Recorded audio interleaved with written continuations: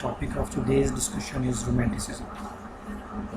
Today's Romanticism is one of the most important movements of literature, and in today's lecture we are going to discuss a basic overview of Romanticism, pre-Romantic period, and the influence of Romanticism in literature.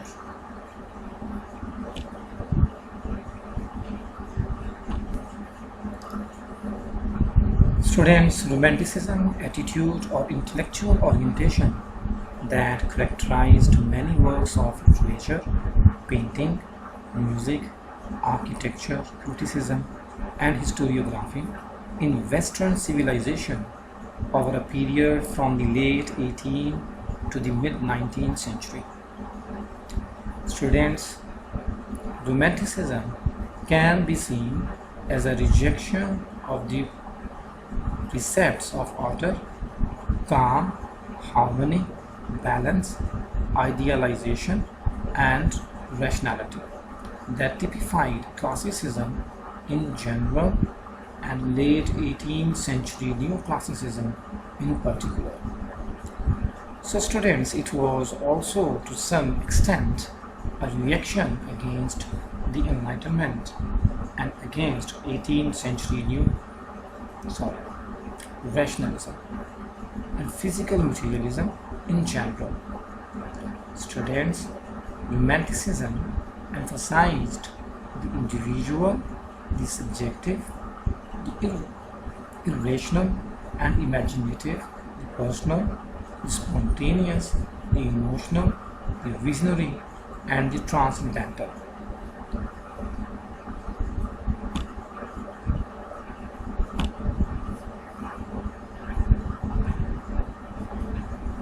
Students, among the characteristic attitudes of Romanticism were the following: a deepened appreciation of the beauties of nature, a general exaltation of emotion over reason and of the senses over intellect, a turning in upon the self, and a heightened examination of human personality and its moods and mental potentialities.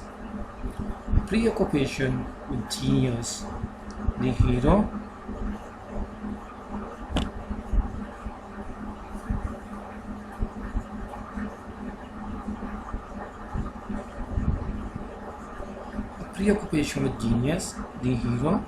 and the exceptional figure in general, and focus on his or her passions and inner struggles, a new view of the artist as a supremely individual creator, whose creative spirit is more important than strict adherence to formal rules and traditional procedures.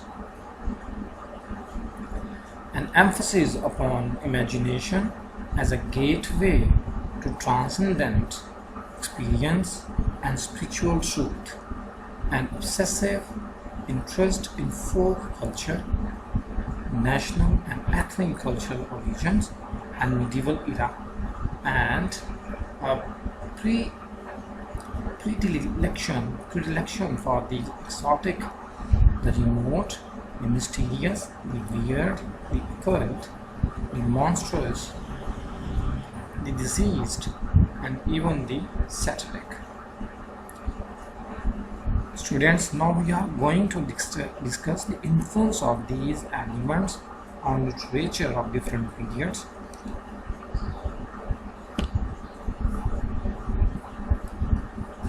Students, Romanticism proper was preceded by several related developments from the mid-18th century, and that can be termed pre-Romanticism. Among such trends was a new appreciation of the medieval romance, from which the Romantic movement derives its name.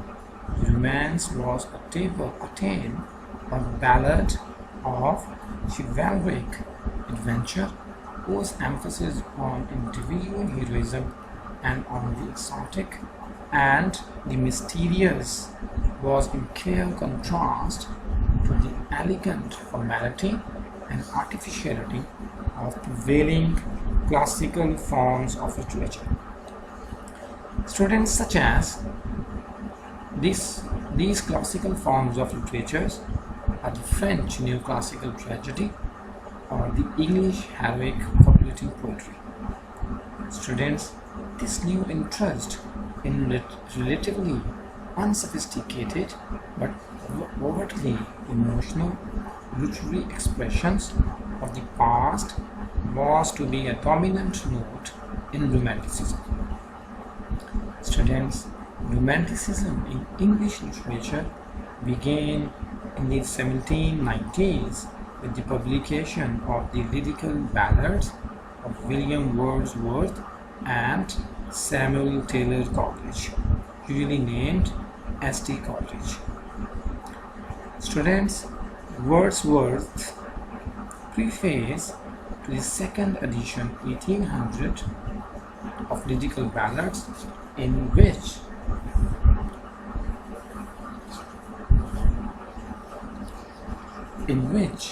he described poetry as the spontaneous overflow of powerful feelings, became the manifesto of the English Romantic movement in poetry. Students, William Blake was the third principal poet of the movement's early phase in England. The first phase of the Romantic movement in Germany was marked by innovations in both content and literary style and by a preoccupation with the mystical, the subconsciousness and the supernatural. So students, a wealth of talents including Frederick Hölderlin, the early Johann Wolfgang von Goethe, Jean-Paul, novelist Ludwig August Wilhelm and Friedrich Schlegel, and Frederick Schelling belong to this first phase. In revolutionary France, there are other scholars who were the chief initiators of the Romanticism by virtue of their influential historical and theoretical writings. Students, the second phase of Romanticism, comprising the period from about 1805 to the 1830s, was marked by a quickening of cultural nationalism and a new attention to national origins, as attested by the collection and imitation of native folklore, folk ballads and poetry, folk dance and music, and even previously wrote medieval and Renaissance works. So students, the revived historical appreciation was translated into imaginative writing by Sir Walter Scott, who is often considered to have invented the historical novel. At about this same time, English Romantic poetry had reached its zenith in the works of John Keats, Lord Byron and P.B. Shelley. So students, a notable byproduct of the Romantic interest in the emotional were works dealing with the supernatural, the weird,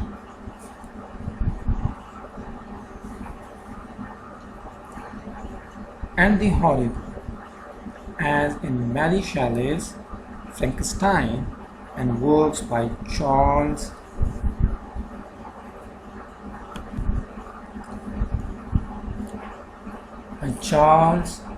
Robert Battering and E.T.A. Hoffmann.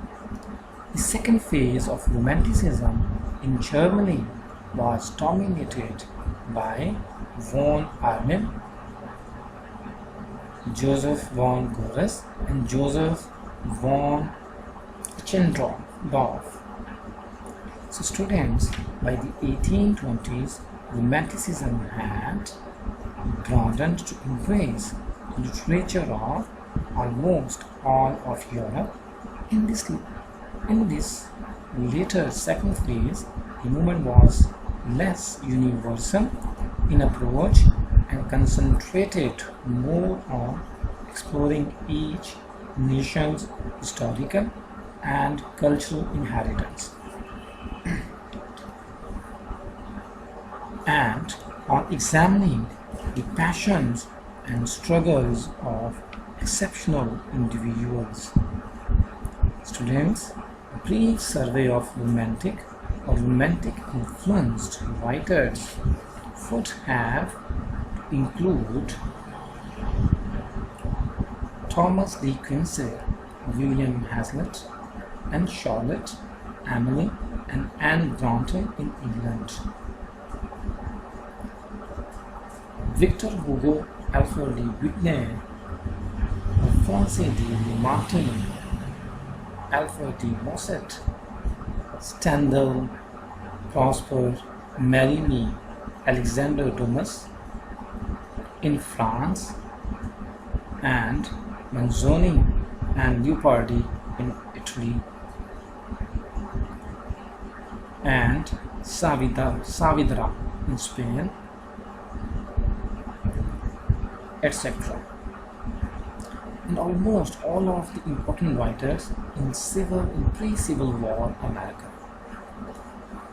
Students, in the 1760s and 70s, a number of British artists at home and in Rome, including James Barrie, Henry Fuseli, John Hamilton, and John Flaxman, began to paint subjects that were at odds with the strict decorum and classical, historical, and mythical subject matter of conventional figurative art. Students, these artists favored themes that were bizarre, pathetic, and extravagantly heroic, and they defined their images with tensely linear drawing and bold contrasts of light and shade.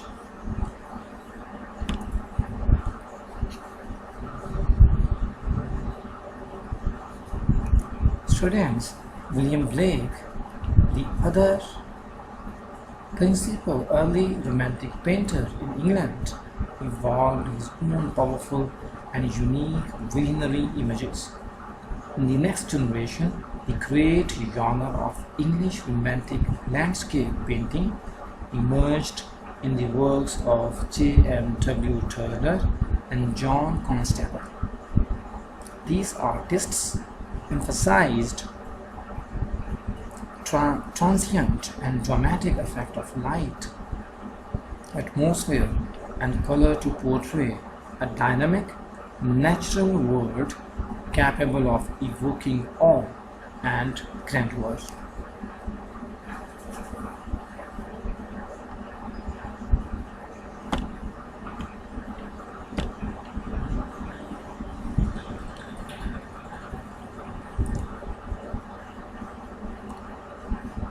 Students, in France, the chief early Romantic painter was Baron A. Gros, who painted dramatic tableaus of contemporary incidents of the wars, whose depictions of individual heroism and suffering in the raft of Medusa and in his portraits of the insane truly inaugurated the movement around 1820. Students, the greatest French romantic painter was Eugene Delacroix, who is notable for his free, expressive brushwork, his rich and sensuous use of color, his dynamic compositions, and his exotic and adventurous subject matter, ranging from North American Arab tribe to revolutionary politics at home. Students, other scholars occasionally represent the last, more academic phase of romantic painting in France. In Germany, romantic painting took on symbolic and allegorical overtones, as in the works of Otto Runch and David Friedrich, the greatest German romantic artist, painted entirely silent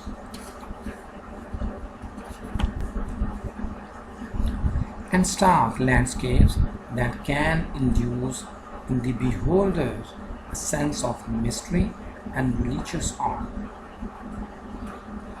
Students, Romanticism expressed itself in architecture primarily through imitations of older architectural styles and through eccentric buildings known as follies. Medieval Gothic architecture appealed to the romantic imagination in England and Germany, and this renewed interest led to Gothic revival. Students, musical romanticism was marked by emphasis on originality and individuality, personal emotional expression and freedom and experimentation of form. Ludwig and Franz Schubert bridged the classical and romantic periods, for while their former musical techniques were basically classical, their music's intensely personal feeling and their use of programmatic elements provided an important model for 19th century romantic composers. Students, the possibilities for dramatic expressiveness in music were augmented both by the expansion and perfection of the instrumental repertoires and by the creation of new musical forms such as the light, nocturne, intermezzo, capriccio, prelude, and mazurka. Students, the romantic spirit often found inspiration in poetic texts, legends, and folk tales, and the linking of words and music either programmatically or through such forms as the concert overture and incidental music is another distinguished feature of romantic music. Students, the principal composers of the first phase of Romanticism were Chopin and Liszt. Students, these composers pushed orchestral instruments to their limits of expressiveness, expanded the harmonic vocabulary to exploit the full range of the chromatic scale, and explored the linking of instrumentation and the human voice.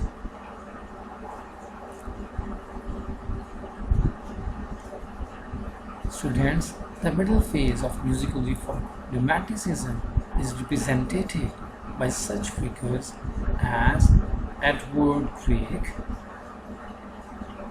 and